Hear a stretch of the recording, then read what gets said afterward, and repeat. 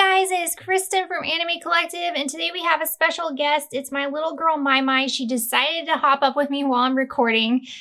So today I'm going to be reviewing the Perfect Editions in comparison to the Paperbacks of Soul Eater for you guys. Anywho, let's not waste any more of your time and get into it. First off, I want to quickly talk about what Soul Eater is about and why it's one of my favorites.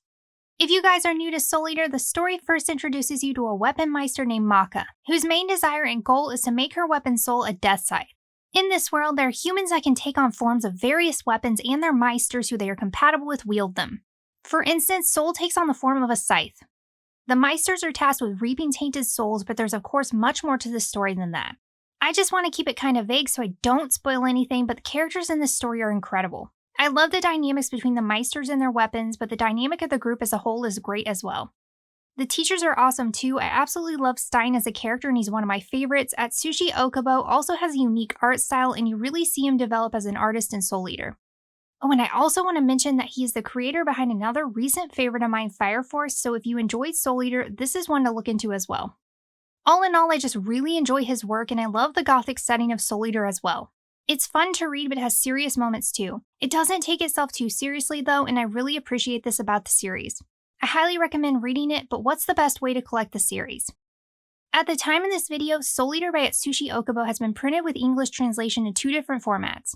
The individual paperbacks released by Yen Press and the Soul Eater Perfect Editions released by Square Enix Manga. Each Soul Eater Perfect Edition collects about 1.5 volumes of Soul Eater. That being said, it's expected that there are going to be a total of 17 Perfect Editions released, given that they each collect 1.5 volumes and there are 25 individual volumes that complete the series. The Soul Eater individual paperbacks are done releasing with 25 volumes, so if you want to read the series ASAP, the paperbacks are the way to go. The Soul Eater Perfect Editions, however, are currently being released, with volumes 1 through 4 out now and the 5th slated to release on the 18th of January and the 6th releasing on February 22nd. So it's going to be a while before the series is fully released in this new format. That being said, there are many positives to these that make them well worth the wait. Next, I want to get into the differences between the individual paperbacks and the Soul Eater Perfect Editions. First off, let's talk about price real fast. The Soul Eater Perfect Editions retail for $19.99 and the individual volumes retail for $13 USD.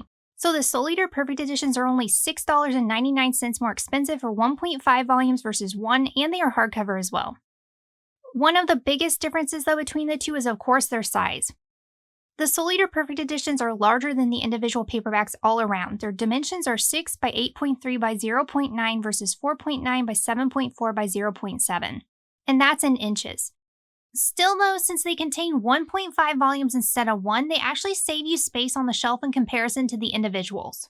In terms of what they compare to in size though, they're about the same size as Fullmetal Alchemist Fullmetal Editions, and I did a review on the channel of that one too if you'd like to check them out.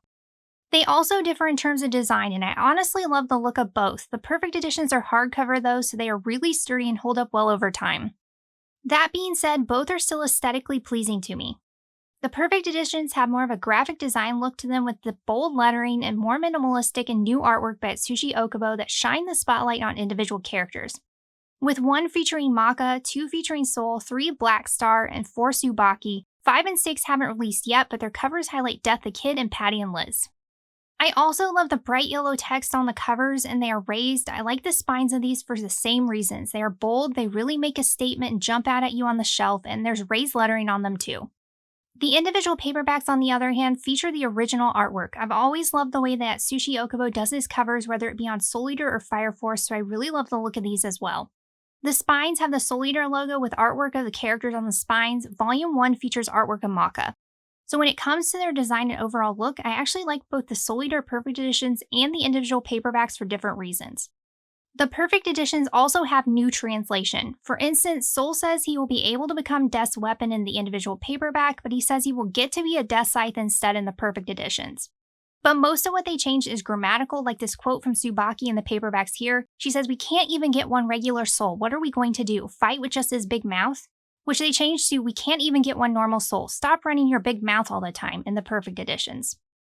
They also translated the names when introducing some of the characters differently than the paperbacks. Lord Death is introduced as Shinigami-sama when we first meet him in the paperbacks, but is introduced as Lord Death in the Perfect Editions.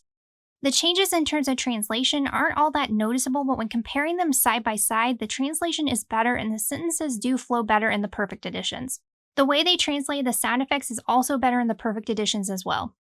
The Perfect Editions also have new lettering, which while isn't all that noticeable in the dialogue when compared to the paperbacks, still looks really nice. The way they lettered the sound effects is different too. The paperbacks have both the Romanji and the English translation near the sound effects in very small text, but the Soul Eater Perfect Editions just have the English translation and in larger lettering, so the sound effects are easier to read in these. In terms of cropping, the art in the Perfect Editions is more cropped vertically than the individual paperbacks. One of my favorite things they included in the Perfect Editions, though, is the full color pages, which aren't in the individual paperbacks. I think they may have been included in the Japanese volumes, but they weren't included in the English translated release until now with the Perfect Editions. But these are absolutely beautiful, and the colors are bold thanks to the higher quality paper they are printed on. They are sprinkled throughout the volumes, and they are included in every single volume of the Perfect Editions. This segues me into the next thing I want to talk about, which is print quality. The individual paperbacks are printed on an off-white paper that has an eggshell-like texture to it, whereas the Perfect Editions are printed on a more white paper that has a glossy finish. The paper in the Perfect Editions is of higher quality, so their print quality is top-notch. Not that the paperbacks are bad, but the contrast is much better in the Perfect Editions. You can see more detail thanks to the larger format, but also thanks to the paper they used. It really allows those midtones to stand out even more, and you get even more definition in the panels.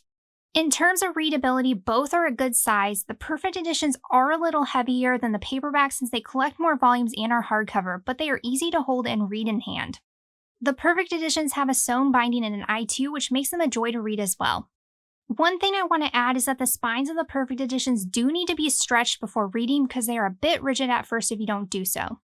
To do so, you just lay the covers and spine flat down against a flat surface like so.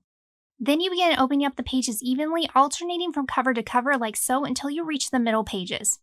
This allows the spine to stretch out, which allows the book to open up more while reading, which creates less gutter loss, and it also protects the spine from cracking while reading as well.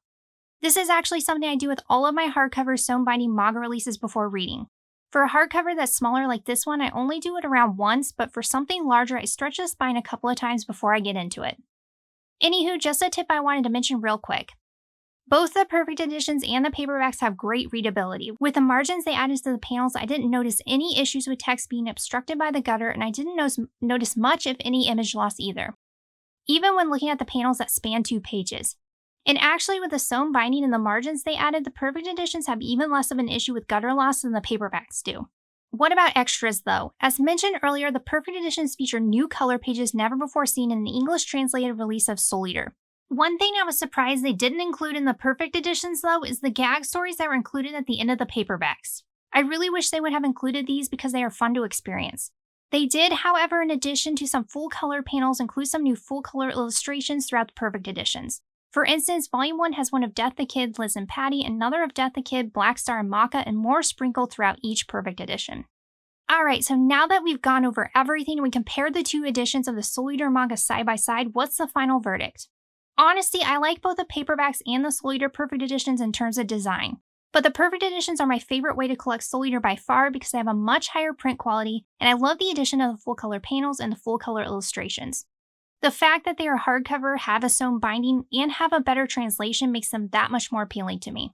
All in all, I highly recommend the Perfect Editions. They are high quality, are beautifully designed, and they are a joy to read. There you have it, guys. That's my full review and comparison of the Soul Eater Perfect Editions and the individual paperbacks. Hope you guys found this video helpful, and thanks so much as always for watching. See you guys next week, and hope you're all having an awesome new year.